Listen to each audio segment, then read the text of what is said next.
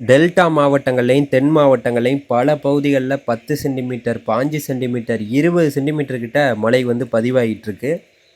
குறிப்பாக இந்த மழை இப்போ பெய்துக்கிட்டு இருக்கக்கூடிய மழை நாளையிலேருந்து நாளை மதியத்திலிருந்து படிப்படியாக விலகும். இந்த மழைக்கான காரணம் என்னென்னா, நம்மளுடைய இலங்கையுடைய மேற்கு புறத்துலையும் நம்மளுடைய தமிழ்நாட்டோட கன்னியாகுமரியோடைய தெற்கு முனையிலையும் ஒரு சுழற்சி நிலவுது, ஒரு தீவிரமான சுழற்சி. இதன் காரணமாக உங்கள் ஊரில் இருக்கக்கூடிய குளங்கள்லாம் நிரப்பக்கூடிய மழைப்பொழிவு பதிவாகிட்டு இருக்கு. நீங்கள் காலையில் தெளிவாக பார்க்கலாம். பல இடங்களில் 5 சென்டிமீட்டர் 10 சென்டிமீட்டர் 20 சென்டிமீட்டர் கிட்ட மழை வந்து பதிவாயிருக்கு.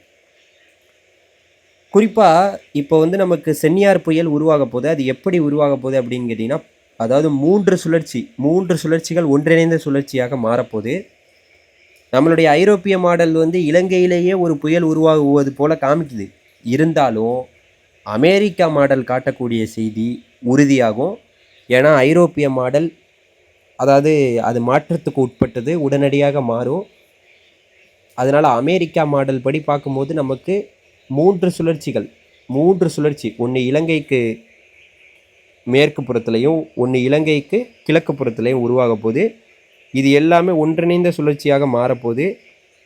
அங்கே அந்தமான்லேருந்து வந்த சுழற்சிக்கு தாழ்வு பகுதி எல்லாமே ஒன்று சேர்ந்து ஒரு புயலாக மாறப்போகுது. அந்த புயலுக்கு பெயர் சென்னியார் புயல்னு வைக்க போகிறாங்க. இது எப்போ இந்த சென்னியார் புயல் அறிவிக்கப்படும்னா, இந்திய வானிலை மையம் அதிகாரப்பூர்வமாக சொன்னால் தான் நமக்கு இது தெரியும். அதனால் பல பகுதிகளில் மழை பதிவாகிருக்கு.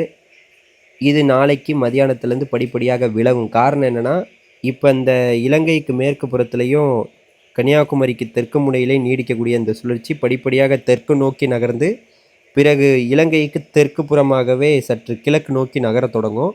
அதனால் நமக்கு மழைப்பொழிவு சற்று நாளைக்கு காலையிலேருந்து படிப்படியாக விலகத் தொடங்கும். அதனால் அது மறுபடியும் அது எப்படி தீவிரமடையுதுங்கிற பொறுத்து தான்.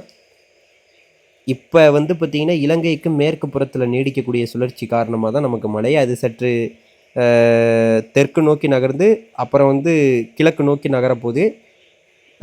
இலங்கைக்கு கிழக்கு புறமாக நீடிக்கக்கூடிய சுழற்சி ஒன்று வந்து எல்லாமே ஒன்றிணைந்த சுழற்சியாக மாறி ஒரு தீவிர ஒரு புயலாக மாறுவதற்கான வாய்ப்பு இருக்குது. தீவிர புயல் மாறுவதற்கான ஒரு வாய்ப்பு இருக்குது. அந்த புயலுக்கு பெயர் சென்னியார்னு பெயரை வைக்க போகிறாங்க.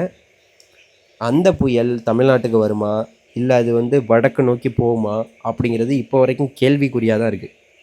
அதை நான் உறுதிப்படுத்தலை தமிழ்நாட்டுக்கு தான் வரும்னு. அதனால் யாரும் பயப்பட வேணாம், அச்சப்பட வேணாம். நிலத்தடி நீர் மட்டம் உயர்ந்துக்கிட்டு இருக்குது. ஏன்னா எல்லா ஊர்லேயும் அந்த தூறலாக பெஞ்சு கீழே வந்து தரை வந்து ரொம்ப ஈரமாயிருச்சு. இனிமேல் மழை பெஞ்சால் தண்ணி தேங்கி நிற்கும், ஏரி குளங்கள்லாம் நிரம்பும். அந்த மாதிரி ஒரு நிலைமை தான் இப்போ நீடிச்சிட்ருக்கு. கீழே தரை வந்து ஈரப்பதம் ஆயிடுச்சு. இனிமேல் மழை பெஞ்சால் தண்ணி நின்றுக்கிட்டே தான் இருக்கும். ஏன்னா அந்த லெவலுக்கு மழை வந்து பல இடங்களில் பதிவாயிருக்கு. காலையில் உங்களை வந்து சந்திக்கிறேன். அதனால் யாரும் அச்சப்பட வேணாம். புயல் அச்சம்லாம் உங்களுக்கு தேவையில்லை. புயல் வந்து வேகமாக தாக்குறது போல் எந்த ஒரு வானிலை படங்களும் காட்டலை. யாரும் பயப்பட வேணாம். பொறுத்துருங்க. நன்றி. காலையில் சந்திப்போம். மிக்க நன்றி. சப்ஸ்கிரைப் பண்ணி வச்சு பாருங்கள். நன்றி.